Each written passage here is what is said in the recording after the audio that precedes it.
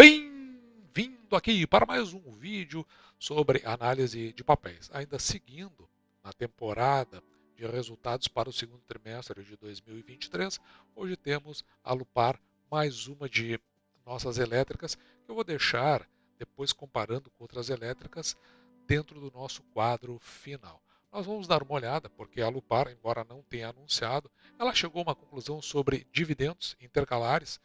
Ela está pagando nesse ano pela primeira vez esses dividendos intercalares, apesar dela ter tido um lucro baixo. Vamos dar uma olhada no que aconteceu com a Alupar. E na produção desse vídeo eu vou me utilizar das ITRs, vou me utilizar também desta ata de reunião do Conselho de Administração, que foi realizada no dia de ontem, dia 9 de agosto de 2023. Hoje é dia 10 de agosto de 2023. E também vou me utilizar do documento que foi colocado na apresentação por decorrência da teleconferência de resultados da Alupar. E nesse documento já dá para verificar alguns dos destaques da companhia, mas eu achei interessante foi esse reajuste da RAP. Lembrando que a Alupar ela é uma empresa verticalizada. No ciclo de 2022, 2023 para 2023, 2024, ela salta de 3,1 bi para 3,1 bi. Só modificou, foi 0,2%. O que deu problema aqui foi exatamente a questão do GPM. Veja que ele ficou negativo no período, em que pese o IPCA tenha estado aqui positivo. O problema aqui é que a companhia ela tem vários ativos aqui que são indexados pelo IGPM e aqui embaixo aqueles que são indexados pelo IPCA. Indexados no sentido de que são reajustados para fins justamente da sua receita anual permitida à RAP. A companhia, conforme eu disse, teve seus primeiros dividendos intercalares, isso por conta de aprovação em Assembleia de 2022, que veio a totalizar aqui 36 milhões 12 reais por unit, 4 centavos por ação. Depois eu vou mostrar toda a sequência, tem um aviso aqui dos acionistas. Eu vou mostrar esse aqui já passou, mas ele é de junho de 2023. Se você tiver acesso a essa apresentação, você clica ali e salta para lá. E também você pode ter acesso aqui à política de proventos. O que acontece é que esse pagamento aqui foi feito, então, no dia 5 de julho de 2023. 60 dias depois que foi feita a aprovação em Assembleia. Dentro dos projetos, essa parceria com a VEG para autoprodução, ela é no estado do Rio Grande do Norte e a ideia é que tenha-se um volume de comercialização de 15 megawatts. Veja aqui que tem 70% da garantia física. A companhia também anuncia início de operação da sua usina aqui eólica, também no Rio Grande do Norte, nesse caso aqui com capacidade de 25 megawatts e 71% de garantia física. E saindo, então, a companhia, na parte de geração, ela também tem transmissão, mas eu acho que é interessante aqui de você verificar que você, no histórico de proventos da companhia, ela deu uma bela retraída, isso por conta desses leilões aqui, de 2016 e 2017, e agora ela conclui o ciclo de investimentos, portanto, ela acaba elevando o patamar de pagamento de proventos, que é isso que nós estamos vendo acontecer, e por conta disso até muitos investidores têm corrido para a companhia. No segmento de transmissão, veja, essa aqui ó, é a CE, que no caso é uma linha de transmissão que teve o seu prazo de início de operação comercial estendido, e o início da operação aqui passa para 2024. Uma linha de transmissão de 235 km, transportando aqui 500 kV. Os projetos ainda em andamento, esse que nós vimos agora há pouco, o CE está com 84%, o LL Manuel da Nóbrega 74%, e aqui também tem um projeto fotovoltaico com 54% de evolução no seu desenvolvimento. Olhando para os resultados, uma parte que eu gosto muito da Alupar é que ela traz as suas informações bastante concisas. Aqui no caso, veja os principais indicadores societários e IFRS, que é o padrão internacional, que é o que nós utilizamos para construir a nossa tabela de indicadores no final. Eu vou olhar apenas para esta coluna aqui, que são os primeiros 6 meses de 2023. Veja aqui, a receita líquida da companhia vai a 1.784 e cai aqui 27% em relação aos primeiros 6 meses de 2022.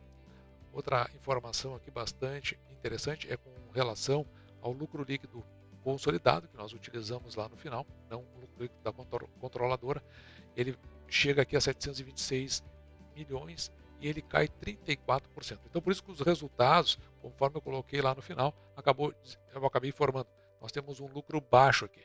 E a gente está vendo as consequências, né, justamente por conta do ciclo como um todo. A companhia ela dá outras explicações, mas aqui a gente está olhando para o societário. Quando nós formos olhar o regulatório, vocês vão ver que é um pouquinho diferente.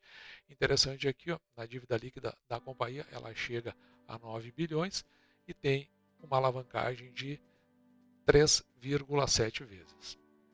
Já quando olhamos para o regulatório, e a gente também toma aqui a mesma coluna para usar como referência comparativa, nós vamos verificar que a receita líquida ela evolui para 1,6 bi, ela cresce 13% já, então agora um patamar diferente. O que tem de real diferença aqui é que no societário não tem o efeito caixa, e aqui no caso a gente está falando do regulatório, ele justamente gera esse efeito caixa que permite à companhia o pagamento dos seus proventos. Veja aqui o lucro líquido consolidado da companhia, 586, ele cresce 51%, bem diferente em relação ao ano passado. Já a dívida líquida por consequência, né, que o EBITDA fica também alterado, fica em 3,5 vezes. Se nós olharmos para o IFRS, aqui em particular no lucro líquido, veja que o que fez com que ele tivesse essa evolução, e aqui nós estamos falando do lucro líquido da controladora. Note que o impacto está aqui, ó, no EBITDA, e olhamos para o EBITDA, ele fica aqui, ó, ele sai de 873 milhões e cai aqui a 636 milhões. E o maior impacto está na sua receita de remuneração de ativos de correção, que está expresso aqui embaixo justamente pelos motivos que eu falei bem lá no início do vídeo.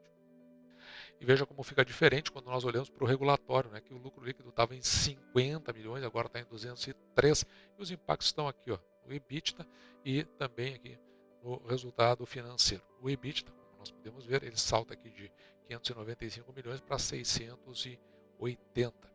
E está aqui os maiores impactos, a receita de transmissão e a venda de energia. Olhando para o endividamento da companhia, nós podemos verificar aqui no perfil da dívida que 1,2 bi estão no curto prazo, que é esse verde, e o restante 10,3 é no longo prazo. Na composição da dívida, a maior parte está aqui no IPCA, que hoje está fazendo uma frente muito melhor em relação ao CDI por conta dos altos juros da nossa dos altos juros da nossa economia. E no fim da apresentação, veja que aliás, será feita uma declaração ainda de dividendos intercalares, porque a Assembleia foi do dia 9 de agosto de 2023, são 36 milhões, 12 centavos por unit e 4 centavos por ação ordinária ou ação preferencial. Que foi anunciado no somatório total do ano, aqui são 73 milhões nesses 6 meses de 2023. Aqui daqui você consegue saltar para o documento decorrente da ata que levou para essa declaração. A ata que eu me refiro é esta aqui. A gente pode dar uma olhada, veja alguns detalhes, né, do que aconteceu aqui que a gente pode tomar como relevante. Então, é uma ata do dia 9 de agosto. A reunião foi realizada às 15 horas e 30 minutos. E aqui embaixo eu marquei aquilo que a gente pode encontrar de mais relevante. Veja que na ordem do dia está o número 3 aqui, ó, que é exatamente o pagamento de dividendos intercalares com base no balanço do dia 30 de junho, ou seja, é relativo ao fechamento do segundo trimestre. E aqui embaixo nós vamos dar uma olhada, né, nos detalhes. Isso ainda virá através, provavelmente, de um aviso aos acionistas ou por conta de um fato relevante.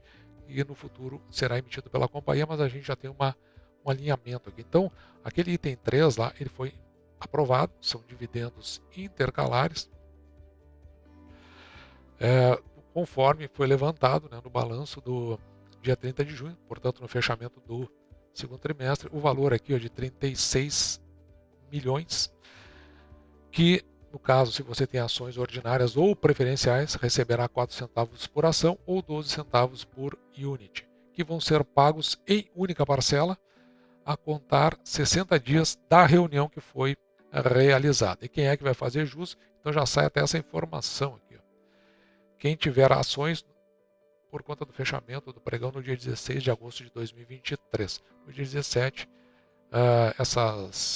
esses dividendos serão, aliás, as ações serão negociadas ex esses dividendos. E aqui nas ITRs, vou dar um salto rápido aqui lá para a página 14, porque a gente já consegue ter acesso a uma informação que é importante na formação do nosso quadro de indicadores no final, que é com relação ao patrimônio líquido consolidado da companhia, que chega a 10,8 bi, ele era 10,3 no início do ano. E assim temos todas as informações para fazer a nossa tabela de indicadores da Alupar, são os múltiplos, né? Nós tínhamos uma projeção aqui da receita da companhia no final do ano para 4 bilhões e veja que agora estamos com 13,5 e as razões são exatamente por conta daquelas correções, principalmente na RAP, com efeito na transmissão, já que parte está indexada ao IGPM e a outra parte no IPCA. Portanto, ali tem, na verdade, um crescimento muito pequeno e até uma redução dessas receitas. Uma outra questão que está com relação ao lucro líquido, nós tínhamos aqui uma projeção de 1,7 e com o que foi apresentado até agora a gente chega a 1,4. Se nós considerarmos que a companhia, lá no início a gente tinha uma projeção aqui de 50%, mas a companhia ela deu uma melhorada nisso, então a gente está fechando aqui 55% de payout. Nós tínhamos estimado 55 centavos de dividendos, agora estamos já com os dividendos anunciados, com o que foi feito no início do ano, no primeiro trimestre, e agora no segundo trimestre nós ficamos aí em 54 centavos de dividendos. A nossa referência é 6% sobre o que a gente paga pela ação. No momento que eu estava fazendo esse vídeo, a ação ordinária, a LUP3 estava cotada a R$ 9,66. Então,